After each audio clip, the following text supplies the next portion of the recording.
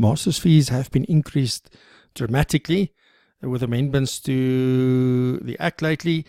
And in this video, we are going to discuss, we're going to have a look at what the changes were and do some examples to clarify exactly how this will work.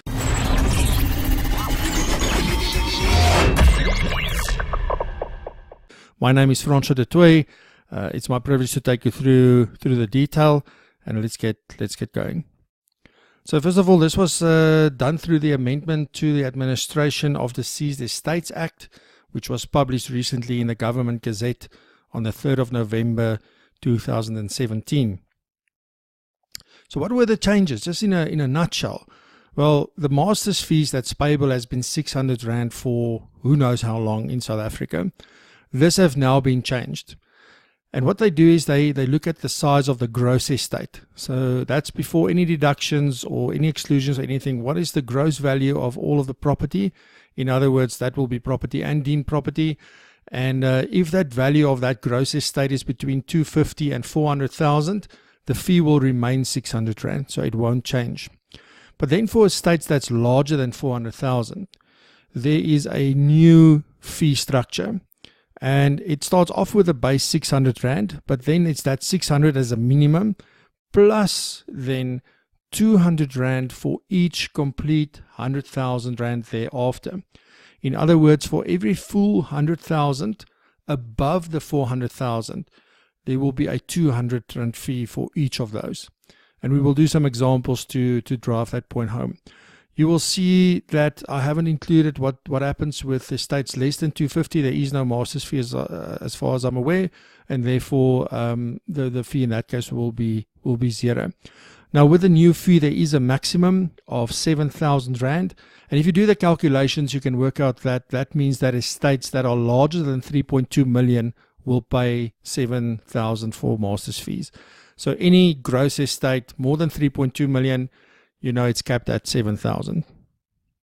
What about joint estates though? So if you've got a husband and wife married in community of property or under another marital regime, but it is seen as a joint estate, well, then this fee will be calculated on the joint gross estate. In other words, the assets of the wife and the assets of the husband will all be added together, and then the value will be calculated on the total amount. When does this become effective? From the 1st of January 2018, this will be the fee structure. So this will only be applicable to people that passes away on or after the 1st of January 2018. Anybody that's already passed away or that passes away before that date will still pay only the 600 Rand as it stands. So let's look at some examples quickly just to drive home the points and to make sure that is clear how to do these calculations. In the first example, we're going to have a look at an estate that's less than 250. The value is 200,000, the gross value. Because it's less than 250, there will be no master's fee payable. So that's the easy one, so no problem. The second example is with a joint estate where the deceased part of the estate was less than 250. So if I take Susan again, still 200,000 gross value, but now she's married in community of property and the husband has 150,000 worth of assets. So they jointly own each other's assets. So therefore we add them together, leaving us with a gross joint estate of 350,000. That is more than 250, but it is less than the 400,000. So therefore the master's fee will be 600 Rand flat. So no problem. So you can see it's not about the gross value of the deceased. You first need to look at the matrimonial property regime that they are married under, and then according to that you need to determine, do I add the surviving spouse's assets to that or not. Example number 3, for estates that's larger than 400,000. So Susan passed away, she was married out of community of property. The gross value of her estate on the date of death was 1.565 million. Now that is more than 400,000, meaning that we now need to look at the new way of calculating the fees. So the master's fee, we calculated, it's that fixed 600, remember, plus then 200 Rand for each complete 100,000 after the 400,000. So to do that, you take the gross value less the 400,000. That leaves you with 1.165 million rand in excess of 400,000.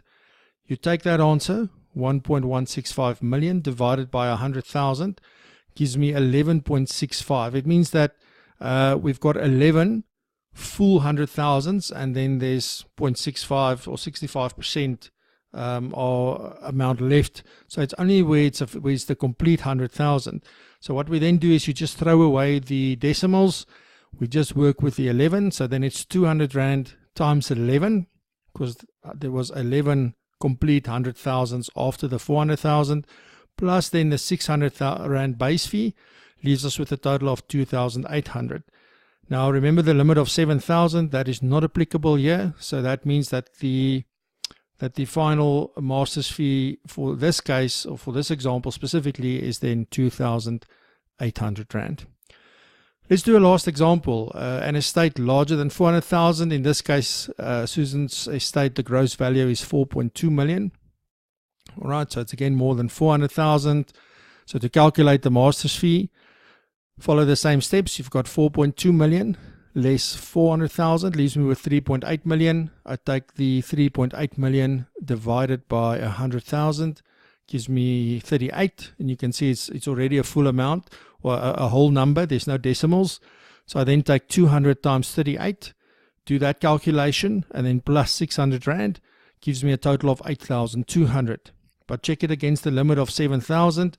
It means that the master's fee in this scenario will be limited to the 7,000 rand. All right. So if you have any questions, please do send them to us. We will gladly help you.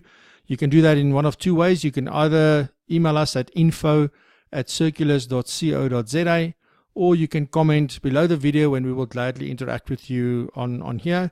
And on that point, we would love for you to please follow us on the different social media platforms where we are active. We share some valuable information from time to time.